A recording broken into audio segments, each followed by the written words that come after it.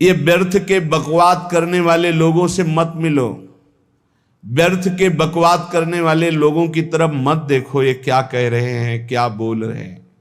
और तुम भी व्यर्थ का बकवाद मत करो।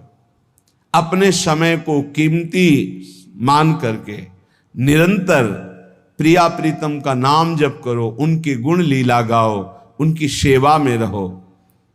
कभी प्रपंच की बातें, कभी प्रतिष्ठा का चिंतन, कभी नाना प्रकार के मान सम्मान का चिंतन, ये घुसने ना पावे हृदय में। बहुत सावधान रहना चाहिए साधक को। ऐसी बातें देखो मत, ऐसी बातें सुनो मत जिससे तुम्हारा हृदय उद्विग्न होकर प्रभु का चिंतन छोड़ दे। बंद करो अभी।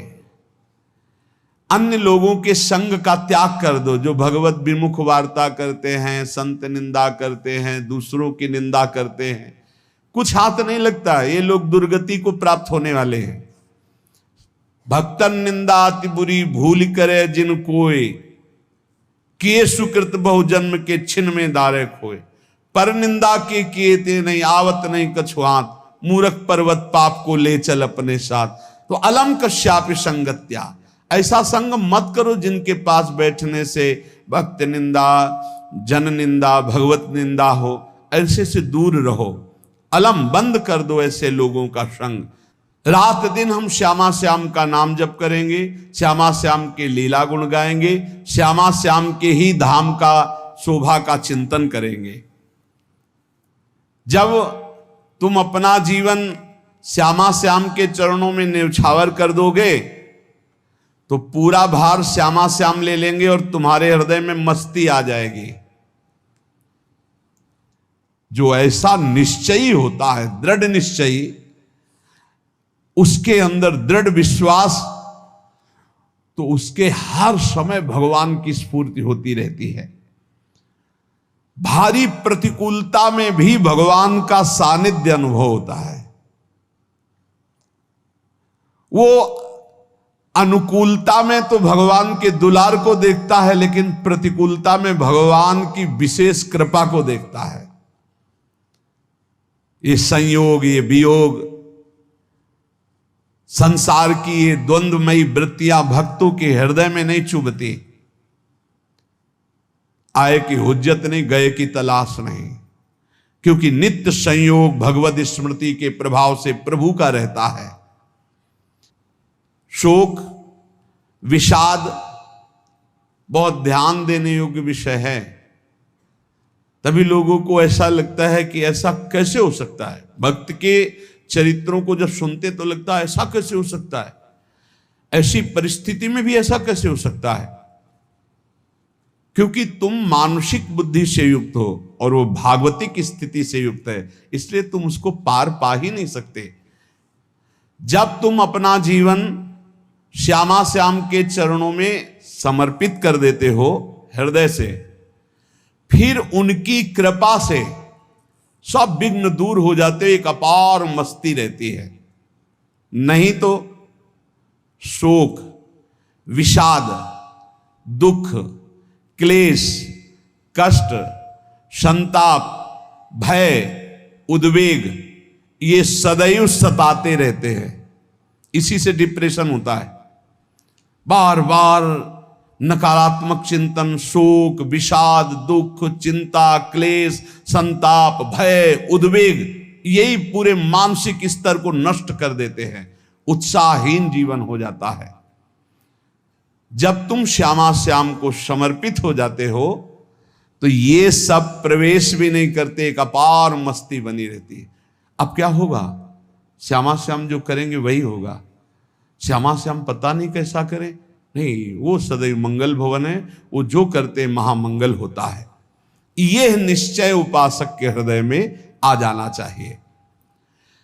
इसलिए अपना सारा मन, सारी बुद्धि, सारा जीवन, प्रत्येक श्वास प्रभु को अर्पण कर दो, फिर देखो तुम निहाल हो जाओगे। दुख, शोक, विषाद, क्लेश, कष्ट, संताप, भय, उद्वेग, ये उसी को व्यापते हैं जिसने अपने जीवन को प्रभु के चरणों में अर्पित नहीं किया। इसलिए तुम अपना सारा मन, सारी बुद्धि, सारा जीवन, प्रत्येक श्वास केवल प्रभु को अर्पित कर दो, फिर देख लेना श्वास कैसे अर्पित की जाती, राधा राधा राधा। बुद्धि कैसे अर्पित की जाती, एकमात्र निश्चय कि भगवत सुख ही सुख है, ये जागतिक सुख सुख नहीं, ये दुख है, ये ऐसा दलदल है जिससे आज तक कोई नहीं निकल पाया। सारा मन, हम मन से केवल प्रभु का मनन करें, बार बार मन को संसार से हटा के नाम में, रूप में, लीला में, धाम में लगाएं। बहुत प्रसन्नता हो जाती है उस उपासक के हृदय में जो अपना मन बुद्धि प्रभु के चरणों में अर्पित कर देता। भगवान ने तो इसको बहुत उत्तम स्थिति बताया है कि मेरे से कभी वो अलग हो ही नहीं सकता यदि मन बुद्धि अर्पित कर दिया। मय्येव मन आधत्स्व मयि बुद्धिम निवेशय, तो निवश्य मयि एव अत ऊर्ध्वं न संशया, बिल्कुल संशय नहीं, वो मेरे में ही निवास करेगा जिसने मन और बुद्धि अपनी मेरे में अर्पित कर दी। बहुत प्रसन्नता रहेगी उस उपासक के जीवन में जो अपने आप को मन बुद्धि सहित प्रभु के चरणों में समर्पित कर दिया है। भगवान का आश्रय लेने वाले की पहचान है हर परिस्थिति में प्रसन्न रहना। देखो आप भगवद आश्रित हो कि नहीं, देखो अनुकूल परिस्थिति में तो सब प्रसन्न रहना, लेकिन प्रतिकूल परिस्थिति में प्रसन्न रहना ये भगवान के भक्तों का लक्षण है। हर परिस्थिति में प्रसन्न रहना ये भगवान के भक्तों का लक्षण है। आनंदगन भगवान का आश्रय मिलते ही आनंद छा जाता है हृदय में। उनके पास आनंद का अभाव होता ही नहीं है। जैसे सूर्य का प्रकाश उदय होते ही सूर्य का प्रकाश संपूर्ण अंधकार को नष्ट कर देता है, ऐसे ही भगवान का संपूर्ण आश्रय लेते ही सब दुख चिंता शोक नष्ट हो जाते, आनंद ही आनंद। तुम भगवान के मंगलमय रूप को नहीं जानते हो, पर उनके मंगलमय भाव को, विधान को मानना शुरू कर दो। जो भी होता है मंगलमय होता है। हमने जीवन में देखा है,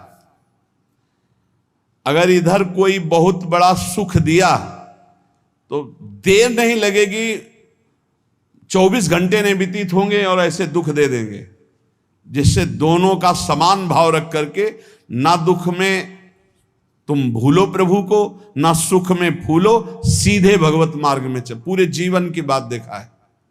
भगवान के मंगल विधान में सदा सर्वदा सुख ही सुख है, इस बात को मान के प्रसन्न हो जाओ।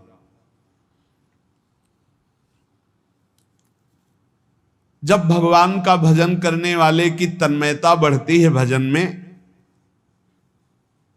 तो द्वेषी जन अपने आप तैयार हो जाते हैं। भक्त कभी किसी से द्वेष नहीं करता, अपने आप वो द्रोह करने लगते। तो नरसिंह मेहता जी से बहुत गांव के कई लोग थे जो जलते थे, ऐसे जलते थे कि अब क्या करें, कैसे मिटा दे नरसिंह मेहता जी को। अब उपाय तो मिल नहीं रहा था। तो एक दिन संतों की मंडली आई और उन्होंने कहा कि हम रास्ते में कोई चोर आदि धन ना ले ले, इसलिए यहां से किसी की हुंडी चलती है क्या द्वारिका में? पहले ऐसा था।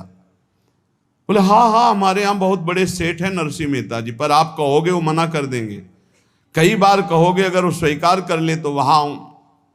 और उनका लक्ष्य था कि नरसिंह मेहता जी की तो खाने की भी सुविधा नहीं थी, हुंडी कहाँ की बात आई। उनका था कि जब वो ना कहेंगे तो संतजन नाराज हो जाएंगे, अगर हाँ कह दिया तो वहां हुंडी चुकेगी नहीं, तो संतजन अपने आप इनको शाप दे देंगे, अपराध बन जाएगा, ये नष्ट हो जाएंगे। संतों को भेजा नरसिंह मेहता जी ने, सबकी दंडवत की, चरण पखाड़े। तो उनका ये इतना रुपया है, द्वारिका में साधु सेवा हम करेंगे, वहां तुम्हारी हुंडी चलती है, तो आप अरे उनका आप कहाँ भूल रहे हो, यहाँ खाने की भी व्यवस्था। बोले हमें सब पहले से बता दिया गया कि आप मना करोगे, बार बार मना मत करो, हमें पता है। तो उन्होंने ठाकुर जी की तरफ देखा, बोले क्या लीला है प्रभु, संतों से हम क्या कहें, ये ले रुपये। उस समय स्वर्ण की मोहरें चलती थी, बेच के बाजार से खूब उन संतों को पवाया, उन्हीं संतों की सेवा की। और उनका अपने सेठ का नाम तो बताओ जहां हमें जाके हुंडी मिलेगी। सेठ, सावल शाह सेठ। संत जन गए वहां, पूछा कि नरसिंह मेहता जी का जिन सेठ से परिचय, उनका नाम सावल शाह सेठ, उनकी गद्दी कहाँ है? तो जो कुछ भक्त थे वो द्वारिकाधीश की तरफ संकेत करते कि वही हैं। बोले नहीं नहीं, वो सेठ है, उनकी गद्दी चलती थी। पूरी बाजार में कहीं कोई। अब संत जन एकांत में होकर के बहुत विचलित हुए, क्या हमारे साथ धोखा हुआ? नरसिंह मेहता जैसा संत क्या धोखेबाज हो सकता है? देखो, संशय तो बहुत विचित्र होता है। बड़े बड़ों को संशय हो जाता है। जब भगवती सती जी को संशय हो गया, राम जी को, हे खग हे मृग हे मधुकर श्रेणी, ऐसा पूछते हुए कि सच्चिदानंद कैसे हो सकते, तो किसी को हो सकता है, क्योंकि वो बुद्धि की अधिष्ठात्री देवी है। जो ही उनके मन में ऐसा आया कि क्या हमारे साथ धोखा हो रहा है, इतने में ही देखा जय हो सावल शाह सेठ की। होगा सावल शाह सेठ, तो देखा बढ़िया मुनीम जी उनके साथ, तो सेठ बस्ता लिए हुए मुनीम जी, सरकार इधर से चलो। तो उनका सावल शाह सेठ आपका नाम है? संतों ने कहा। बोले हाँ। बोले नरसिंह जी? हाँ। बोले आपकी हुंडी आ गई है। हुंडी एक कागज में लिखा कि ये हमारे सेठ जी को दे देना। वैसे लोग मुझे माखन चोर कहते, कोई कुछ कहता, लेकिन आपने सेठ बना दिया। जब आपने सेठ बना ही दिया तो आप कभी परवाह मत करना तुम। और ये सेवक आपकी सेवा में सदैव तत्पर है। भगवान ने ऐसा लिखा। जो भगवद आश्रित है, एक बार ये चलता रहता है, जो संत जन होते हैं उनके विरोधी अपने आप बन जाते हैं। किसी से कोई मतलब नहीं, अपने आप विरोधी बन जाते हैं। कबीरदास जी का पूरी काशी में यश था। भजन करने वाले महापुरुषों का यश बढ़ता है जब, तो जो भजनहीन होते हैं उनके हृदय में जलन पैदा हो जाती है और वो उनको विविध प्रकार से फंसाना चाहते हैं, उनको कष्ट देना चाहते हैं। तो कबीरदास जी के यश को धूमिल करने के लिए कुछ ब्राह्मणों ने एक रचना रची। मुड़ मुड़ा के कबीरदास जी के शिष्य बन करके पूरी काशी के सब आश्रमों में निमंत्रण दे आए। कल भंडारा है, संत सेवा है, सबने स्वीकार किया। कबीरदास जी अपनी दिनचर्या करके निकले तो संत मंडली आने लगी। बोले कै बजे सेवा है? साधु सेवा। बोले कौन सी साधु सेवा? बोले कल आपके शिष्यजन निमंत्रण दे के आए, पूरी काशी के सब संत आ रहे हैं। कबीरदास जी ने कहा यहाँ तो एक की भी व्यवस्था नहीं, पूरी काशी के संत आ रहे हैं। अच्छा, समझ में आ रहा है, लीला बिहारी तुम लीला करना चाहते हो। गए अपना निकल गए गंगा किनारे, एक झाऊ के नीचे बैठकर अपना भजन ध्यान में मगन है। 11-12 बजे तो उन्होंने देखा कि संतों की मंडली, काशी तो बहुत। कबीरदास जी ने देखा कि आश्रम की, तो बोले पता नहीं क्या होगा, चलो चलते हैं। तो ऐसे गमछा वस्त्र करके ऐसे डालकर मुंह ढक करके, वहां बड़ी बड़ी पंगत लगी थी। कबीरदास जी सबको पाओ जी पाओ। कबीरदास जी के रूप में स्वयं भगवान पाओ जी। कबीरदास जी ने कहा अच्छा, जब स्वामी परस रहे तो हम भी बैठ के पा ले। तो जब उसी पंगत में बैठ गए अपना कपड़ा ढक करके, और जब मोहरे की दक्षिणा दे रहे थे सब लोग कि वाह कबीरदास जी ने आज तो साधु से। सबको जब कबीरदास जी के सामने आए तो ऐसे मुंह ढके, बोले देखो जो मेरा होता है उसे मुंह छुपाना नहीं पड़ता, मुंह ढकला नहीं पड़ता। लो दक्षिणा, तुम भी दक्षिणा लो। कबीरदास जी को कबीरदास जी दक्षिणा दे रहे, और वो कबीरदास जी है भगवान, और ये पाले वाले कबीरदास जी है भगवान के जन। कभी भगवान अपने, अरे जमाने जोर लगा ले, कितना जोर लगाएगा, भक्त और भगवान का झंडा कभी न झुकने पाएगा। बिल्कुल चिंता, शोक, भय, उद्वेग रहित जीवन भगवद आश्रित। तुम भगवान के मंगल विधान में सदा सर्वदा प्रसन्न रहो। अब ये विचार कर लो कि भगवान जो करेंगे तुम्हारा मंगल करेंगे। अब थोड़ा ऐसा बीच में लगता है कि अमंगल हो रहा है क्या, लेकिन पक्का समझो बहुत बड़ा मंगल उनका विधान होता है। बहुत ही उत्तम मंगल होता है भगवान के शरणागत का। भगवान हमारे विचारों वाले नहीं हैं, हमारे विचार प्राकृतिक है, भगवान के विचार चिदानंदमय हैं। वो अपने विचार से हमारा मंगल करते हो, हम अपने विचार से मंगल चाहते हैं।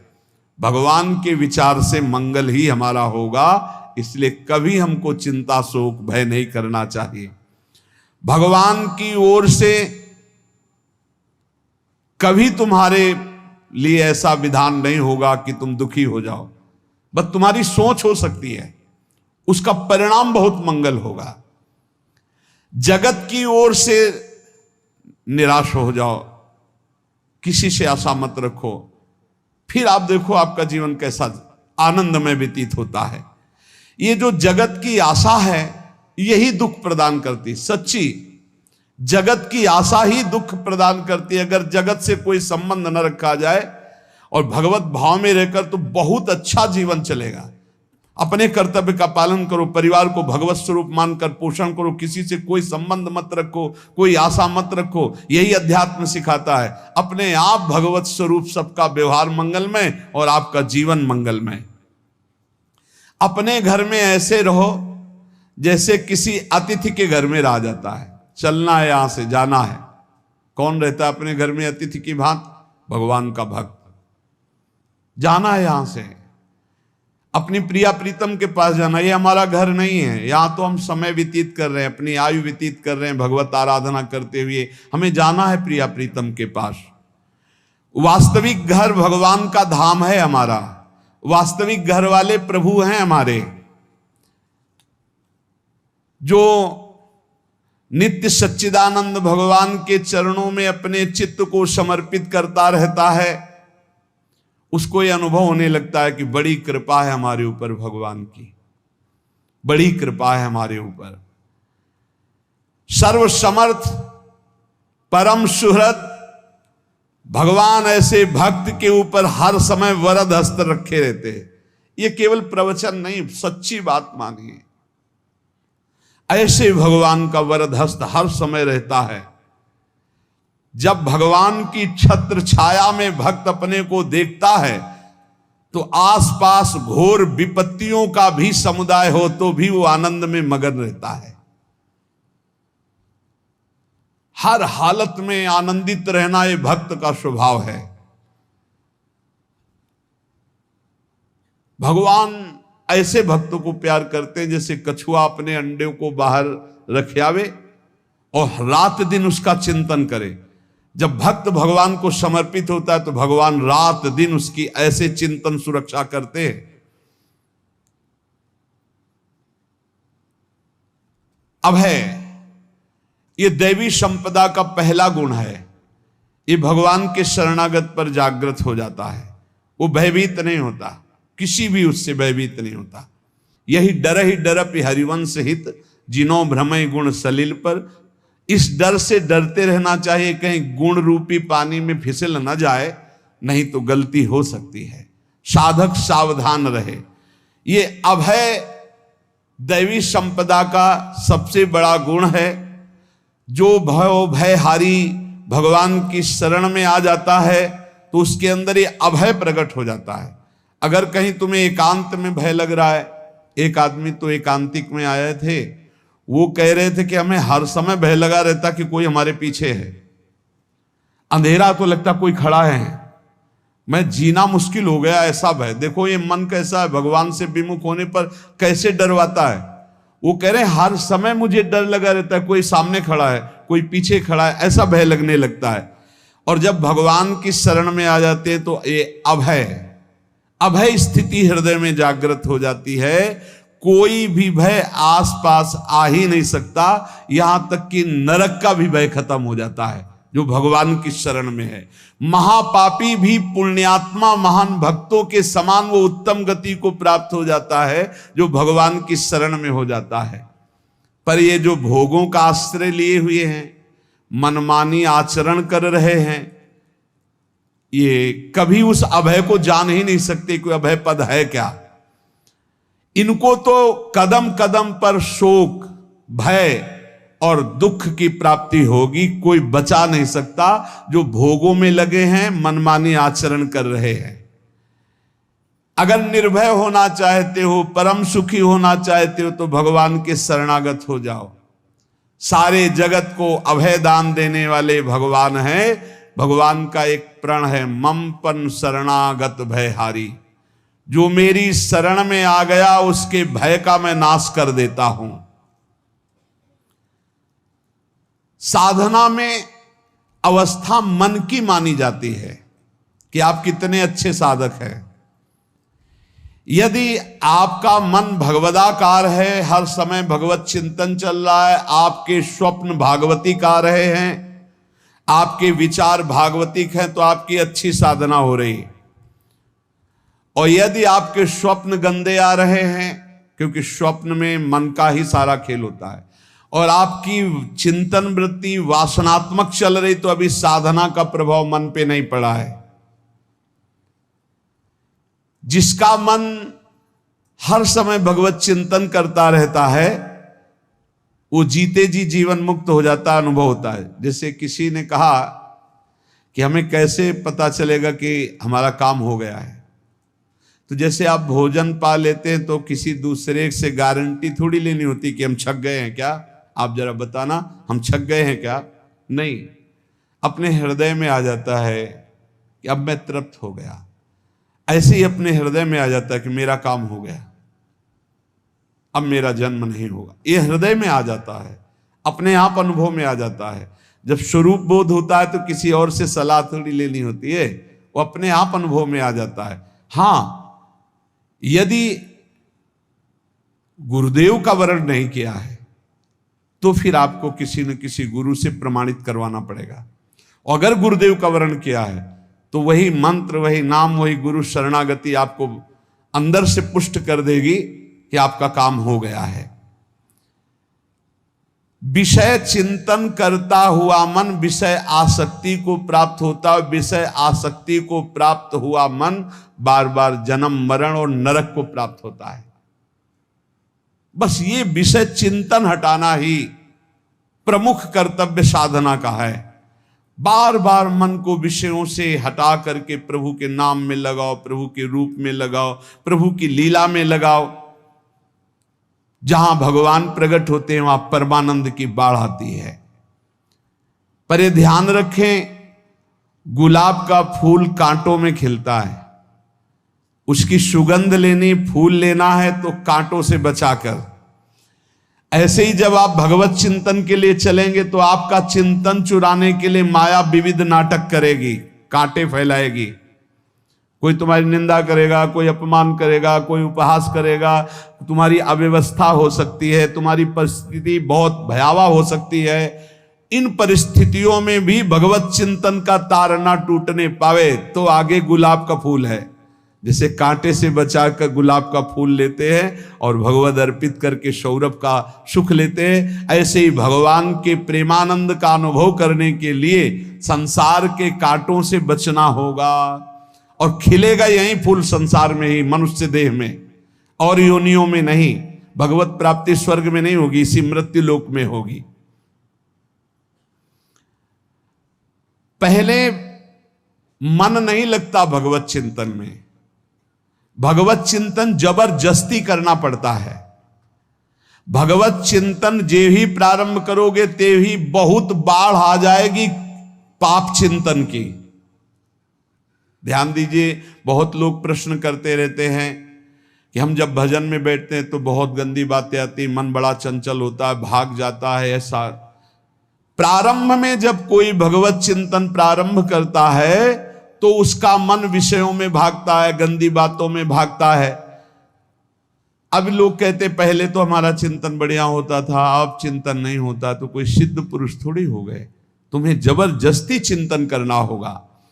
जगत के प्राणी में जहां मन जाए तो इसमें भी भगवान, पदार्थ में मन जाए तो उसमें भी भगवान। जहां जहां मन जाए वहां वहां भगवान देखो, या मन को हटाकर नाम मंत्र में लगाओ।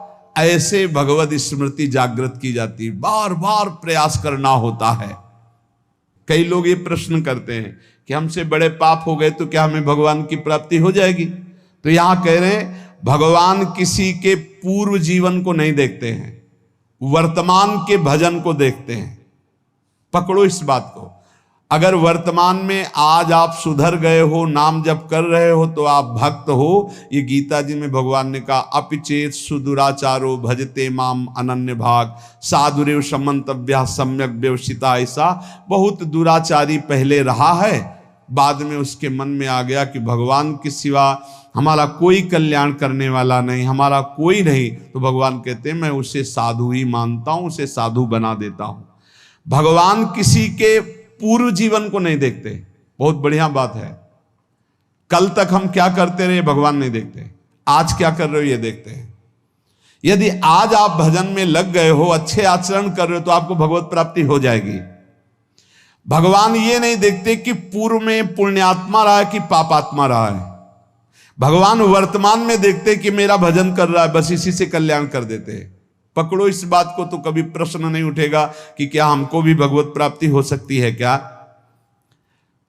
हमारा मन यदि श्री भगवान को चाहने लगे तो श्री भगवान हमारे मन में ही आकर बस जाएंगे। भगवान की रूप माधुरी में मन डूबने लगेगा। यथार्थ सत्य, जो भगवान से थोड़ा भी प्यार करने लगे हैं, उनके हृदय में भगवान की उनकी भावना के अनुसार झलक आने लगी है। हृदय में प्रभु के आते ही अनंत जन्मों के संस्कारों का नाश हो जाता है। इसलिए तुम अपने पहले वाले घृणित जीवन को याद भी मत करो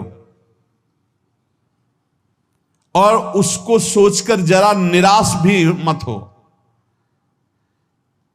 अमावस्या में घोर अंधकार रहता है, पर प्रातः काल में अंधकार नष्ट हो जाता है। ऐसे ही नाम का उच्चारण करते ही तुम्हारे जितने पाप अंधकार हो सब नष्ट हो जाएंगे। तुम चाहो कि एक क्षण भी प्रभु को ना भूलो। अब वर्तमान में ऐसी स्थिति बनाओ। जो प्रभु को नहीं भूलने की चाह करता है कि मुझे ऐसी स्थिति प्राप्त हो कि मैं कभी प्रभु को ना भूलूं, तो सच्ची मानो और कोई बात भगवान सुने ना सुने, ये बात जल्दी सुन लेते हैं। भजन की मांग करो तो बहुत जल्दी भगवान पूर्ण करते हो। भजन जिसका चलने लगा तो फिर लोकांतर के सारी रिद्धियां सिद्धियां सुख वैभव तो उसके चरणों में लौटते हैं। जब हम प्रभु से प्रभु का स्मरण न मांगकर भोग मांगते हैं, तभी हमारा भजन रुक जाता है, भजन नहीं चल पाता। यदि हम प्रभु से केवल भजन मांगे तो विश्वास करो ब्याज में सब हो जाएगा। मूल भजन तो आपका बचेगा ही, ब्याज में लोकांतर के भोग आपके चरणों में लुटते घूमेंगे। आप भजन करके तो देखो। अरे घिघियाने की जरूरत नहीं, किसी से मांगने की जरूरत नहीं। भजन करके देखो, सब ठीक हो जाएगा, सब अपने आप बन जाएगा।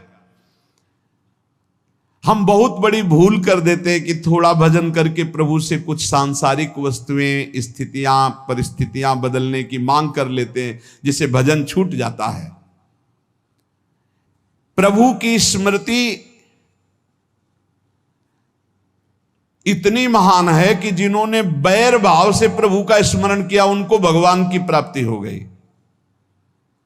जैसे कंस आदि भगवान से बैर ही तो रखते थे, लेकिन भगवान की स्मृति रहती थी। स्मृति ने उनको भगवत प्राप्ति करा दी। स्मृति में महान सुख है, पर वो जब भक्ति रस से युक्त स्मृति होती तब माधुर्य रस, प्रेम रस का अनुभव होता है। कल्याण तो वैर भाव से स्मरण करने वालों को भी प्राप्त हो गया। यदि आप भक्त हो और ये चाहते हो कि आपकी भागवती की स्थिति बहुत जोर की हो, तो हम आपसे प्रार्थना करते हैं कि रोज प्रभु से एक ही बात मांगिए, मुझे अखंड स्मृति दीजिए। अर्जुन जी को पूरी गीता जी सुनने के बाद यही मिला, नष्टो मोहा स्मृति लब्ध्वा। स्मृति, प्रभु आप हम पे ऐसी कृपा कर दो कि हमारे हृदय में किसी और व्यक्ति, वस्तु, स्थान की स्मृति न रह जाए, केवल आपकी स्मृति रह जाए।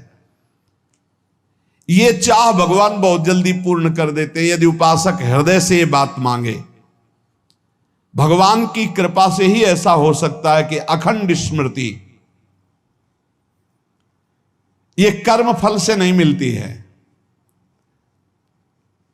प्रभु के प्रति निर्भर होकर जो दैन्यता पूर्वक प्रभु से मांगता है और हर समय अभ्यास करता रहता है भगवत स्मरण का, उसको ये स्मृति मिलती है।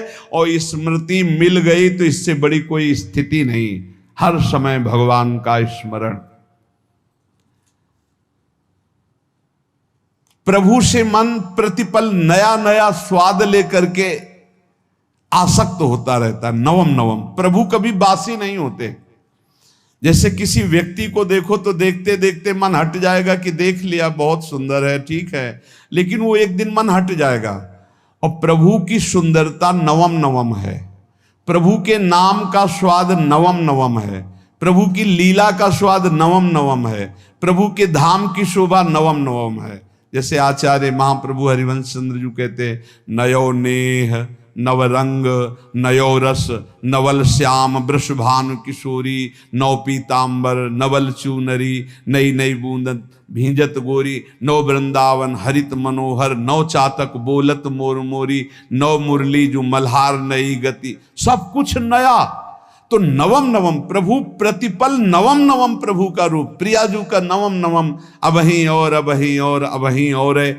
तो कहते हैं जब मन निरंतर स्मृति में डूबता है तो जब प्रभु की रूप माधुरी प्रकाशित होती तो ऐसी नवम नवम कि कभी ये नहीं होता कि रूप बासी हो गया। ये वही रूप है जो हमने अभी देखा था, नवम नवम।